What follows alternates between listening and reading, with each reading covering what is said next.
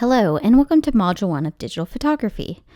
Before we get into making our own photographs, technically and creatively, I want us to think about how we use photography in our daily lives. What do photographs mean to us personally and as a culture? What do images say about us? Why do we take the pictures that we do?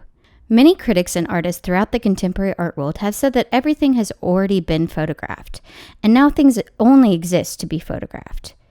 How would you respond to this? To help us with this dialogue, I want us to read a section of Susan Sontag's On Photography. This chapter is called Plato's Cave. Susan Sontag was an American writer, filmmaker, teacher, and political activist. She died in 2004. She wrote extensively about photography, culture, and media. In 1977, Sontag published the series of essays on photography. These essays are an exploration of photographs and how we experience photography. As you are reading, I want you to remember that this was written in 1977. There will be moments that you'll be amazed that this was written 38 years ago. Many comments being made are even more relevant in today's day and age. I want you to keep this in mind and compare what she's saying to what is occurring in contemporary culture. How has media and technology changed the way images are made? Images accessibility, and how images are part of our daily lives. Now, let's talk a little bit about the title of the chapter we're focusing on, called Plato's Cave. If you haven't taken a philosophy class, you may have not heard of this reference, but it's quite well-known allegory that hopefully most of you have heard of before. The allegory of the cave shows a gathering of people who have lived chained to a wall of a cave all of their lives. They're facing a blank wall. The people watch shadows projected on the wall by things passing in front of a fire behind them. They begin to relate to these shadows. They designate names to these shadows. The shadows are as close as the prisoners will get to view reality. In fact, this is their reality. Now, what if one prisoner is freed, being forced to turn and see the fire? The light would hurt his eyes and make it hard for him to see the objects that are casting the shadows. His reality would be shattered. What if the prisoner is forced out of the cave? After his eyes adjust, he has a whole new experience. He sees the sun. He's able to look at the stars and moon at night. Now this is a whole new reality and knowledge. So how does this relate to photography? Why would Sontag name her chapter after Plato's Cave? I want you to think about this and answer this question in your discussion post. But first, here is some history regarding photography in the camera. I want to take you through this in reverse chronological order, looking at our current camera technology. There are ample amount of tools to make photographs today. The most common are our cell phones, where we can easily take a picture and put it on our Facebook profile. There also are a range of digital cameras. Both produce a file made from pixels, an amalgamation of zeros and ones, to produce an image that can be printed or virtually presented. Digital allows multiple reproductions easily. But remember, we now have rendering software to make completely virtual photographs. A camera is not even necessary to produce a photograph. Before there was digital, there was film. The modern film camera is a single lens reflex camera, which the digital is based off of. The SLR cameras started being used in the 1950s and continues to be used today, although more in an art context. The idea of the camera is that you're looking directly through the lens, so you know what you're getting and your composition. We will discuss how film works and the relationship of digital and film in future lessons, but I do want to point out a few things about the more modern day film. Film is made up of silver halide grain that absorbs light. This film then needs to be developed and printed to get a photographic result. Images can be duplicated, but the process is more tedious than our new technology. You have to send it to a lab or print yourself to get the results. If your negative is ruined, then you are out of luck. The modern day film camera is probably one that most of you are familiar with, but before this technology, there was the Kodak Brownie. Brownie is the name of a long-running popular series of simple and inexpensive cameras made by Eastman Kodak. The Brownie popularized low-cost photography and introduced the concept of the snapshot. The first Brownie introduced in 1900 was very basic cardboard box camera with a simple lens. With its simple controls and initial price of $1, it was intended to be a camera that anyone could afford and use. Photographers would send in their film to get it developed. This camera is not like the single lens reflex camera. You do not look through the lens to frame your image. Instead, you have a viewer that gives you an idea of what is in the frame. But there will be parallax error, which means that the composition will not be exactly how you see it in the viewfinder. This camera really put photography on the map. Anyone could have access, and anyone could be an amateur photographer. We could document our daily lives quite easily. Before this, photography was harder to access. It was expensive and required expertise to use. From the late 19th century until the middle of the 20th century, the studio camera dominated portrait photography. With its massive stand, large extended bellows, and protruding lens, it was a choice tool for all the professional photography studios. The image was first recorded on a glass plate and later onto a large piece of film. A typical film size used in the later years would have been about 8 by 10 inches. Some photographers today still choose this type of camera to work with because of the lens's ability to create extremely low and high depth of field photographs and the ability to create an image on large film, which allows the creation of extremely large and detailed prints. The daguerreotype was the first publicly announced photographic process, and for nearly 20 years it was the one most commonly used. It was invented by Louis Daguerre and introduced in 1839. By 1860, new processes, which were less expensive and produced more easily viewed images, had almost completely replaced it. This process could only produce one image and could not be duplicated. The camera was basic and was based off the idea of the camera obscura. A camera obscura, which means dark chamber in Latin, is an optical device that led to photography in the photographic camera. The device consists of a box or room with a hole in one side. Light from an external scene passes through the hole and strikes a surface, where it is reproduced, rotated 180 degrees, thus upside down, but with color and perspective preserved. The image can be projected onto paper and can then be traced to produce a highly accurate representation. Before photography, artists would use camera obscuras to create precision in their artwork. The camera obscura has been written about as early as 300 BC. With a little bit of background on how photography and cameras work may help you understand how photography might relate to Plato's allegory of the cave. With this information, let's go back to Sontag's On Photography.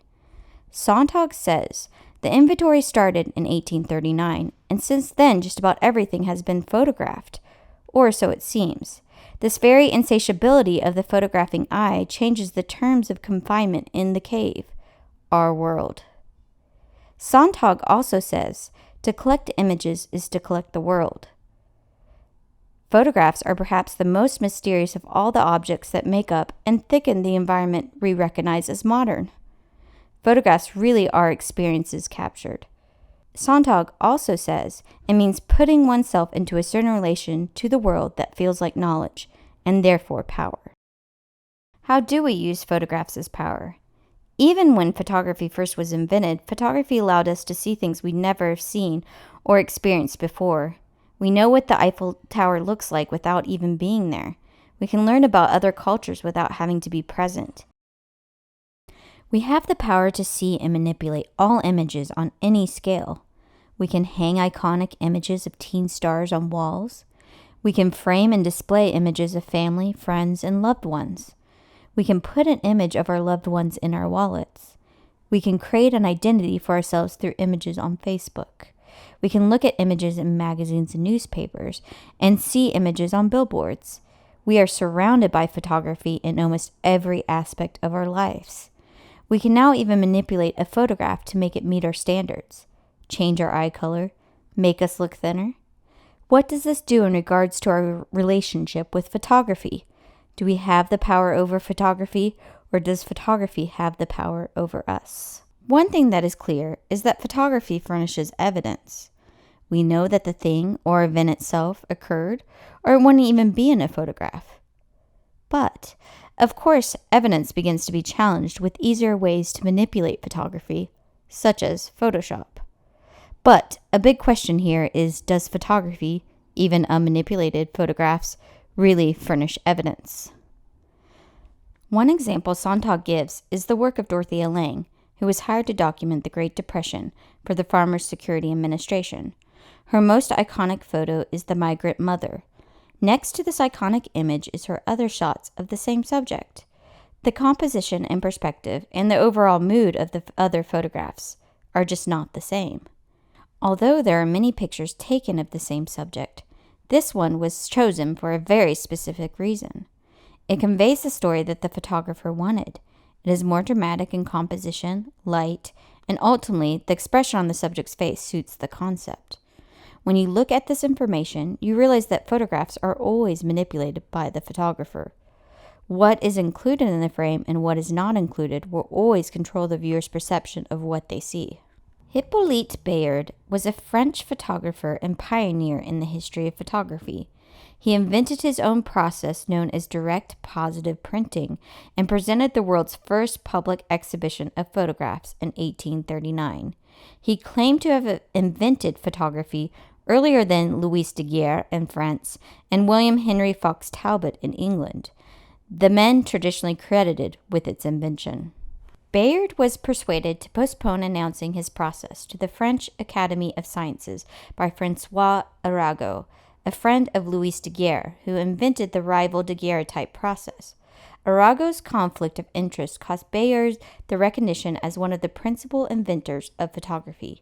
He eventually gave details of the process to the French Academy of Science on February 24, 1840, in return for money to buy better equipment. As a reaction to the injustice he felt he had been subject to, Bayard created the first stage photograph entitled Self-Portrait as a Drowned Man. In the image, he pretends to have committed suicide, sitting and leaning to the right. Bayard wrote on the back of his most notable photograph, "The corpse which you see here is that of M. Bayard, inventor of the process that has just been shown to you. As far as I know, this experimenter has been occupied for about 3 years with this discovery. The government, which has been only too generous to Monsieur Daguerre, has said that it can do nothing for Monsieur Bayard, but the poor wretch has drowned himself. Oh, the vagaries of human life! He has been at the morgue for several days, and no one has recognized or claimed him.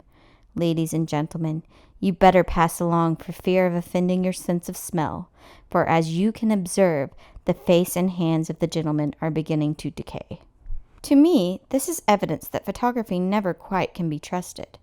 It appears as evidence, but has the ability to be staged.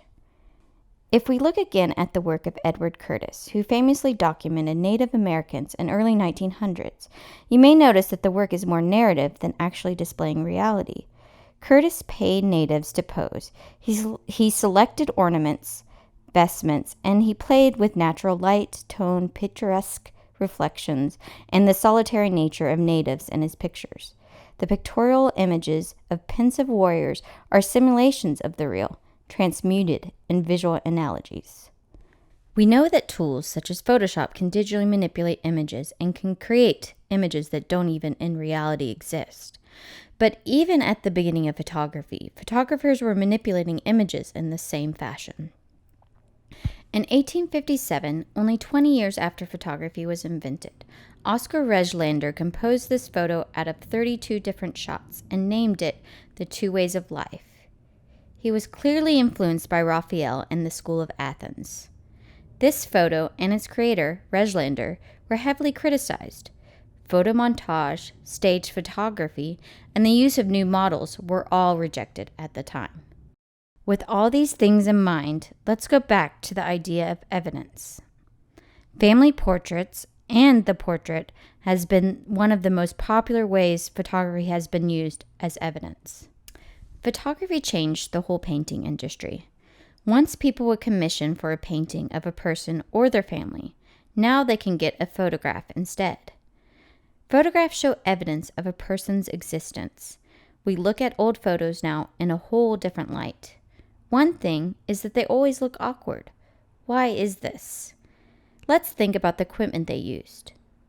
They used the old Bello 19th century studio cameras that we looked at earlier.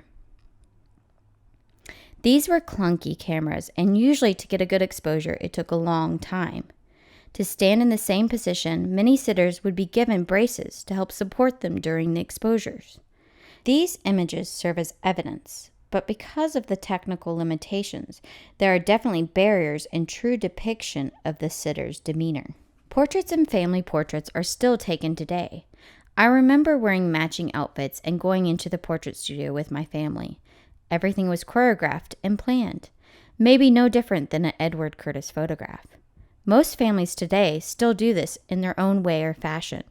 We use photographs as memories, as documentations of ourselves, but they ultimately are still staged. Sontag states, recently, photography has become almost as widely practiced an amusement as sex and dancing, which means that, like every mass art form, photography is not practiced by most people as an art.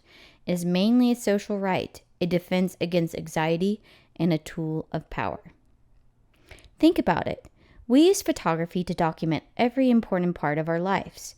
We document weddings, births, our childhood, but of course only moments that represent the good. Would we ever photograph a sad or unsuccessful moment? Most likely not.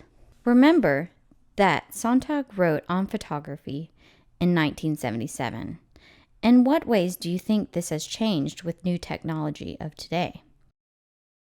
Another way we use photography as evidence is in tourism. Vacationers take photos to document, to have visual trophies of what they experienced. We were there. We did that. Lee Freelander, a modern photographer, redirects his camera to view the tourist taking the photographs. What does this say about how we use photography?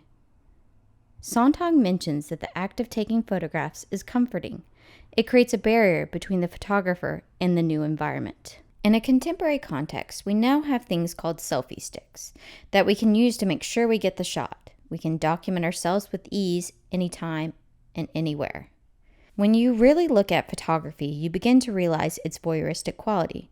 We can observe, we can manipulate what is being observed, but we don't have to ever actively participate. Sontag mentions Diane Arbus, a photographer that documents the seedy or unusual communities and societies. Arbus says, I always thought of photography as a naughty thing to do, and that is my favorite thing about it. And when I first did it, I felt very perverse. A photographer has to realize the power that they have. If we look at the terms that are used in photography, such as shooting, aiming, and loading, we see a clear connection with violence. If we think about safaris, people no longer shoot animals with guns, but shoot animals with cameras.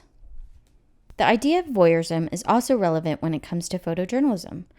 Photographers have to make a choice to either take the shot or intervene. This can be a struggle for most photographers. Let's look at the example of Kevin Carter and his Pulitzer Prize photo of a starving girl in Sudan. In 1993, while on a trip to Sudan, Carter was preparing to photograph a starving toddler trying to reach a feeding center when a vulture landed nearby. Carter reported taking the picture because it was his job title and leaving. He was told not to touch the children for fear of transmitting disease. He felt so much guilt from the photograph that he committed suicide 3 months after winning the Pulitzer Prize. Sontag says that everything exists to end in a photograph. What do you think about this? Do you think that this is true? How does photography change our lives, our views, and our relationship with the world? This is important to think about as you begin to produce your own imagery. What is it that you want to say? Sontag discusses in length our relationship to photography, how we react to it, and how it makes us feel. One thing I want you to think about is the first shocking image you saw, and how did you react to it? We see so many images on a daily basis that we begin to get numb and not look at what's really there.